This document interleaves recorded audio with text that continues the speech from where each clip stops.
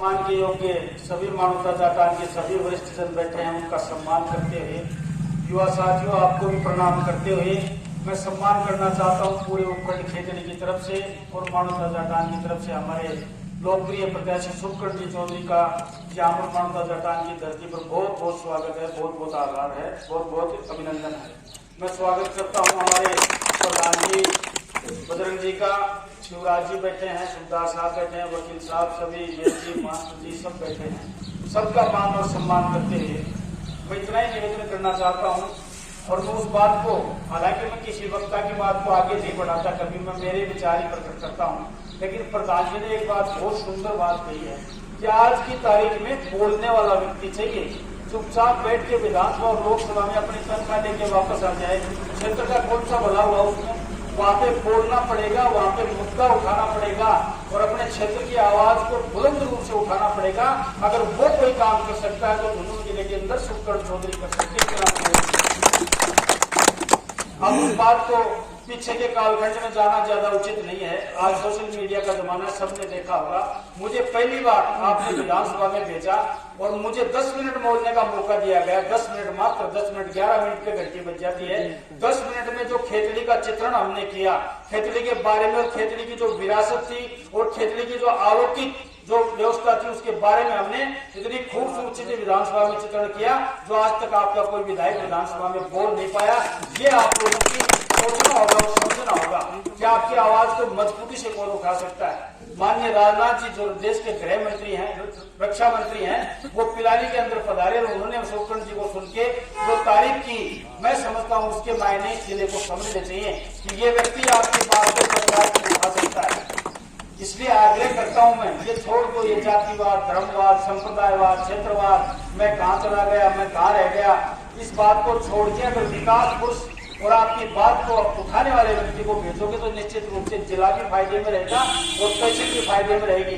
मैं इतना कह सकता हूं कि कोई भी मुद्दा अगर आपके हित का आएगा तो विधानसभा में आपका एक जनसेवक इंजीनियर धर्मपाल बोलेगा और लोकसभा में आपका चौधरी बोलेगा और एक सुर में होके बोलेंगे, एक आवाज में और एक मत होके बोलेंगे।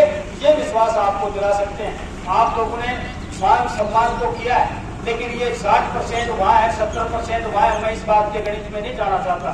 कोई इतना बड़ा जिला है, कोई संभाल नहीं सकता। 60 मिलेंगे, 70 मिलेंगे, 80 मिलेंगे। मैं इतना कह सकता हूँ, मेरे राजनीति के 20 साल के जीवन के अनुभव से कोई भ्रम निकाल दे कि फलाना जीत रहा है, फलाना जीत रहा है, ये लिख लेना मानवता जाटान की धरती पे कि शुभकरण चौधरी लोकसभा में 18वीं लोकसभा में दिल्ली जाएगा, ये बात लिख लेना। 40 में बांट देते हो क्या? आप जाट ही हो क्या वोट देने वाले? हम चले गए क्या? और 35 वोट कहीं चले गए क्या? गुजर कहीं चले गए, यादव कहीं चले गए, राजपूत कहीं चले गए। आपके 60 और 40 में विधानसभा लोकसभा तय होगी क्या? इसलिए ये बहन छोड़ दो। आपके भी 60 नहीं, इससे ज्यादा वोट मिल रहे हैं और 19 तारीख तक आते आते ये 80% हो जाएंगे। ये निवेदन करना चाहता हूँ आप लोगों से। एक जात से कोई नेता नहीं बनता और एक जात का कोई नेता है तो मैं उसको एमएलए और एमपी नहीं मानता हूँ। महासभा में काम करे, महासभा में जाके जाति की जात उठाए। 36 कौम का जो नेता होता है उसको नेता कहते हैं। इसलिए मैं आपसे निवेदन करता हूँ, सर्व समाज को साथ लेकर चलने वाला व्यक्ति हमें आज दमदार और जानदार और शानदार कैंडिडेट मिला है। इस मौके को चूक जाओगे तो जिंदगी भर पछताते रहोगे, क्योंकि आपके सामने इतने बड़े बड़े मुद्दे खड़े हैं। ये नहर का मुद्दा कोई आसान नहीं है, मैं कहना चाहता हूँ। अगर लोकसभा का प्रत्याशी अगर विपक्ष का जाता है तो आपका खटाई में पड़ जाएगा ये यमुना का जल। और यहाँ पे मैं निवेदन करता हूँ, यमुना जल के लिए और हिंदुस्तान कोपर के प्रोजेक्ट के लिए हम दोनों भाई जान लड़ा देंगे, करना चाहते हैं, आपसे आग्रह करना चाहते हैं। कुछ करने की तमन्ना है, कुछ कर गुजरने की तमन्ना है और आपके लिए कुछ अच्छा करने का विश्वास रखते हैं। इसलिए आपके बीच में पूरी मजबूती से वोट मांगने आए। गुमराह करके वोट नहीं मांगते, जातिवाद के वोट नहीं मांगते। पीछे का इतिहास आप लोग देख सकते हो। बहुत सेवा कर ली है इस परिवार ने हमारी, और कोपर प्रोजेक्ट की तो इतनी बढ़िया सेवा की है कि जब मंत्री बने थे उस दिन से ये बंद पड़ा है कोपर प्रोजेक्ट। 12,500 लोगों के पेट पे लात मरने वाले परिवार हमारे सामने चुनाव लड़ रहे हैं। 12,500 लोग काम करते थे कोपर के अंदर, लेकिन जब उनको मौका मिला इस कोपर के प्रोजेक्ट को बंद किया गया। मैं तो इतना कह सकता हूँ, पीठ पे लात मार दे तो बख्शा जाता है, लेकिन पेट पे लात मारने वाले को कभी बख्शा नहीं जाता। इसलिए बातें कहेंगे, सच्चाई के साथ कहेंगे और मजबूती के साथ कहेंगे।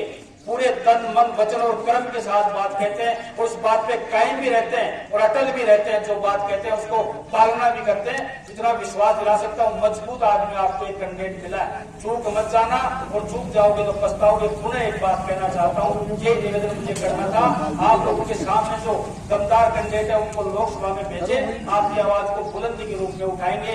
और मानवता जाटान के सभी लोगों से, बाडा की ढाणी के लोगों से निवेदन करता हूँ कि ये बातें सारी भूल के और आप मोदी जी के साथ चलें। मोदी जी को तीसरी बार प्रधानमंत्री बनाने का रास्ता प्रशस्त करेंगे तो मैं समझता हूँ इस देश का भी विकास है, इस देश का भी भला है, और अंतर्राष्ट्रीय मानचित्र पर हमारे देश का जो मान सम्मान और गौरव बढ़ेगा उसको सिर्फ और सिर्फ मोदी जी बढ़ा सकते हैं। ये मैं आप लोगों से निवेदन करना चाहता हूँ। पुनः आप लोगों ने मान सम्मान किया, उसके लिए बहुत बहुत धन्यवाद। सबको राम राम।